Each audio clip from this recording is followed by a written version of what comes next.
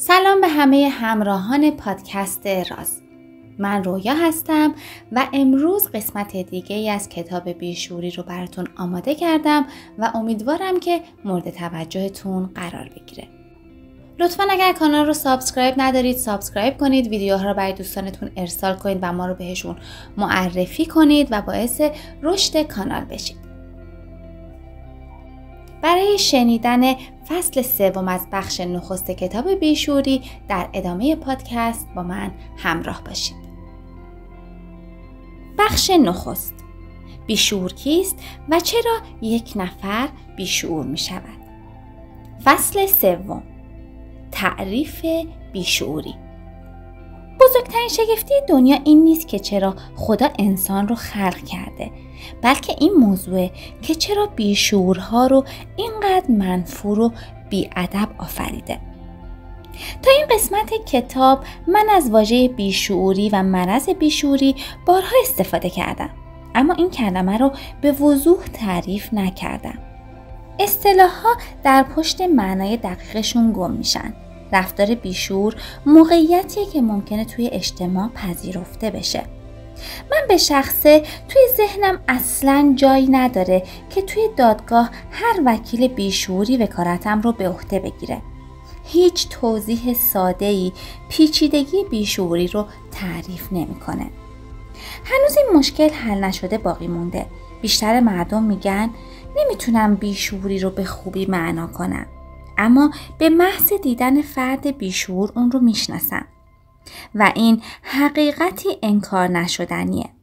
همه فکر میکنن بیشعور کسیه که عمدن وقیحانه رفتار میکنه و از آزاری که به دیگران میرسونه و اختلالی که داره رضایت داره، اما اون یک فرد بیماره. منتقدها مخالف این تعریف از بیشعوری هستن، اما پاسخ من اینه: با اعتراضتون خوش باشید و اونقدر اعتراض کنید تا بمیرید. دیگران اعتراض میکنن که کلمه عام بیشعوری واژه‌ایه که فقط برای تحقیر به کار میره و هیچ معنای روانپزشکی درستی نداره. معلومه که این جماعت دانش چندانی در رابطه با بیشعوری ندارن. به نظر اونها بیشعورها هیچ احساسی ندارن، اما نمیدونن احساسات یک فرد بیشعور تا وقتی به مسیر درمان کشیده نشه جریحه دار نمیشه.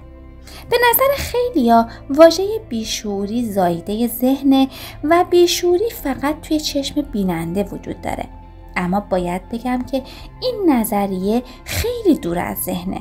من فکر میکنم باید این قسمت رو واضح‌تر توضیح بدم. ارزش روانشناختی خیلی زیادی توی نگهداری واژه بیشعور نهفته است.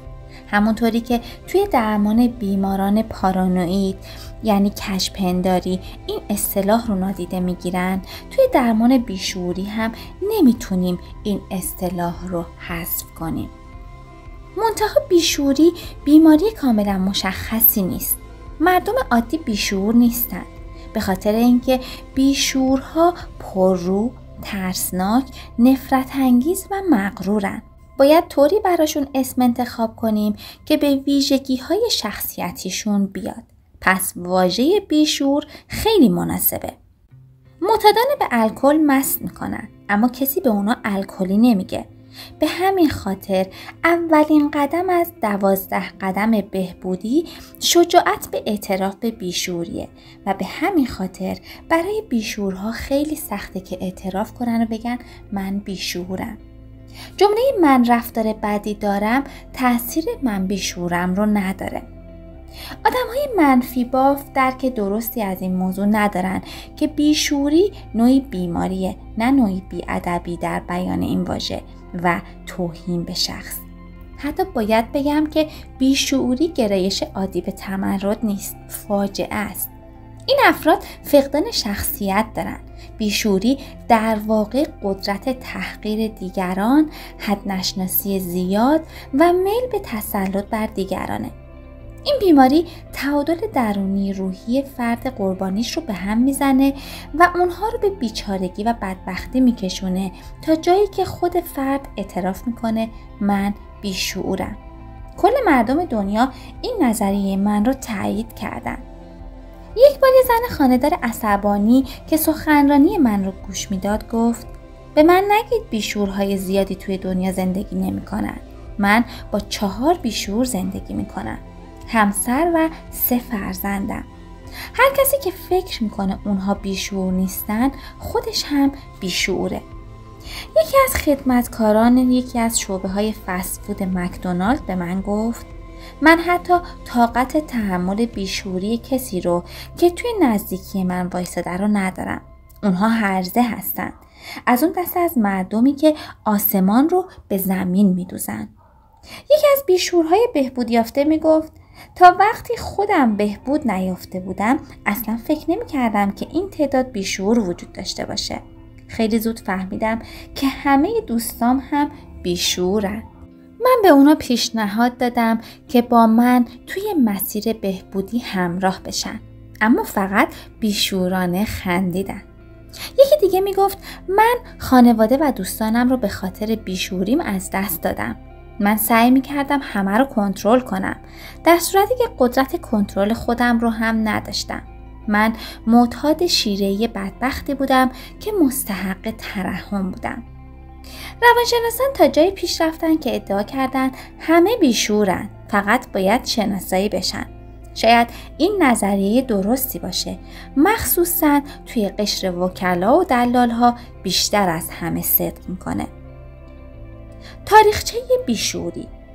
بیشعورها همیشه در تاریخ وجود داشتن، ولی در حال حاضر بیشتر از دوران‌های دیگه هستن.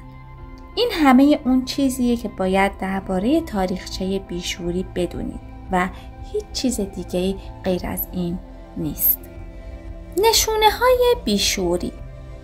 بیماری بیشعوری همه‌گیر شده. بیشتر مردم مشغول کاری هستن که توی اون استعدادی ندارن. مثلا کارمندان دونپایه، واعظان اخلاقی، مددکاران اجتماعی و همه کسایی که به قیمت سربریدن بقیه قصد نجات دنیا رو دارن.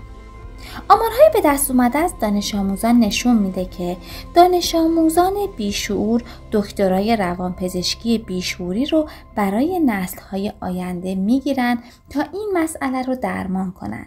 امیدوارم که موفق بشن. دکتر اچ.ام. ژود در پایان نامش با موضوع نتایج تحقیق درباره مشکل بیشعوری ثابت کرده که بیشعورها از موقعیت خودشون سوء استفاده میکنن و جاه طلبن. به نظر اون هیچ سیاستمدار، استاد یا دکتری ذاتاً بیشعور نیست و بیشعوری اونها باعث میشه که به این شغلها روی بیارن، به خاطر اینکه اونها علاقه‌مند به تسلط بر دیگران و حکمرانی پرقدرت بر مردمن. بیشعوری هم مثل خیلی از بیماری‌ها ارثیه. خیلی از بیشعورها والدین بیشعور دارن. خیلی از فرزندان بیشعورها از رفتار پدر و مادرشون بیزار میشن و از بیشعوری اجتناب میکنن، اما رفتار بیشعوریشون رو توی سنین بلوغ بروز میدن. بیشتر کسایی که به ویروس بیشعوری مبتلا میشن مثل والدینشون عوضی میشن. یکی از راه‌های آسون تعریف بیشعوری مطالعه شخصیت اونهاست.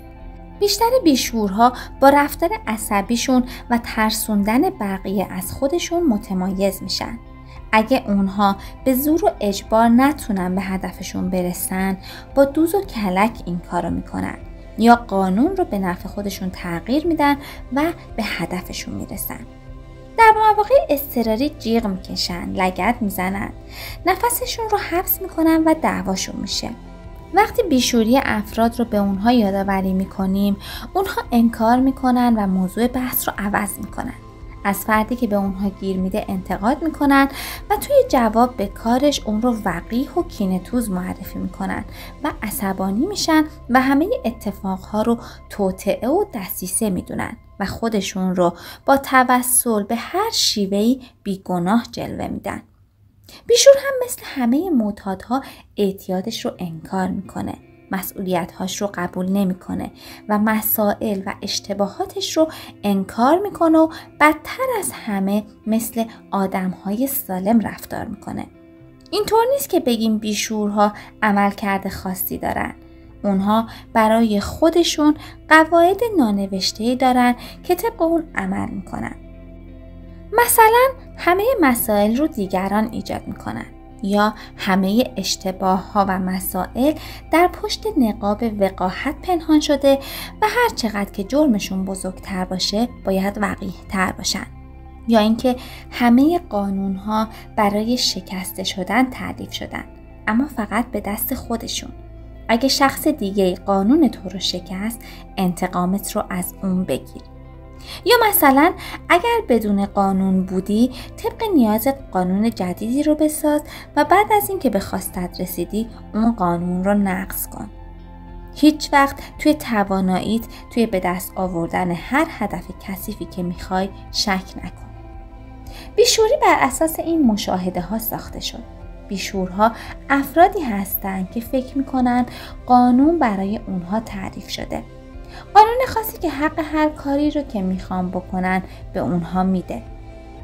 بیشوری بیماریه که به سیستم ارزش‌های انسانیشون لطمه میزنه و به اونها قدرت هر کاری رو بدون شایستگی انجام اون و بدون احساس گناه یا خجالت میده. آیا واقعاً بیشوری بیماریه؟ به نظر من قطعاً همینطوره. بیشوری اعتیاد به وقاحت و سوء استفاده از بقیه است. بیشور به سادگی دیگران رو اذیت میکنه و آزار میده. اون احساس میکنه مجبور غر بزنه، عوضی باشه و دیگران رو مسخره کنه. با بیشوری باید مثل بیماری پیشرونده طبیعی رفتار کنیم. اگر جلوی بیماری رو نگیریم، مشکل بیشوری روز به روز حادتر میشه. برای مثال توی محیط کار، مدیران بیشور رده پایین سعی میکنن به مدیر کل تبدیل بشن و این معضل اجتماعی بزرگیه. به این ترتیب فردی که روزانه فقط 100 نفر رو بدبخت میکنه ترقی کنه و با همون برنامه 1000 نفر رو بدبخت کنه. معضل درمان بیشوری اینه که بیشور انکار میکنه اون هم یکی از بیشور هاست. اگر این واقعیت رو هم قبول کنه رفتارش رو به گردن دیگران میندازه. به همین خاطر درمان رفتارهای آشکار وقیح و تهدیدآمیز بیشورها کافی نیست.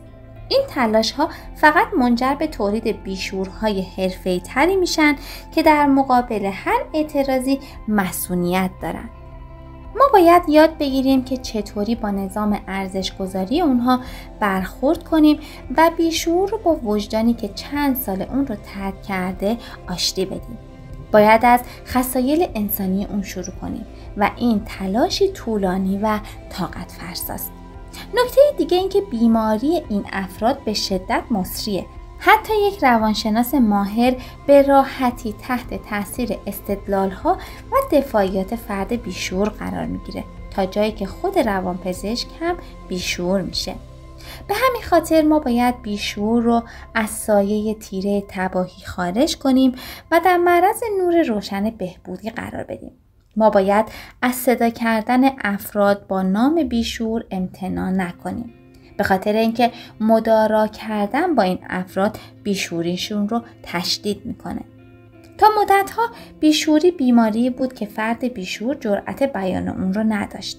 اما حالا زمان اون رسیده که واقعیت‌های این بیماری رو با شهامت بپذیریم و با اون مقابله کنیم. اگه این کار رو برای خودمون نکنیم، باید فکری به حال نسل‌های بعدی کنیم. دیگه بیشعوری کافیه. تمرین ها. 1. آیا تا حالا مثل بیشعورها رفتار کردین؟ 2. آیا تا حالا کسی رو تحقیر کردین یا دوست داشتید که اون رو نابود کنید؟ 1-2 صفحه توی دفترتون درباره این شخص بنویسید و بعداً اون رو مرور کنید. چه حسی به معرض بیشعوری خودتون دارید؟ مرسی از همه شما دوستان عزیزم که تا پایان این قسمت هم با من همراه بودید. لطفاً اگر کانال رو سابسکرایب ندارید سابسکرایب کنید، ویدیوها رو برای دوستان خودتون هم ارسال کنید و در نهایت اگر پیشنهاد و یا انتقادی هم دارید لطفاً در قسمت کامنت ها برای من بنویسید.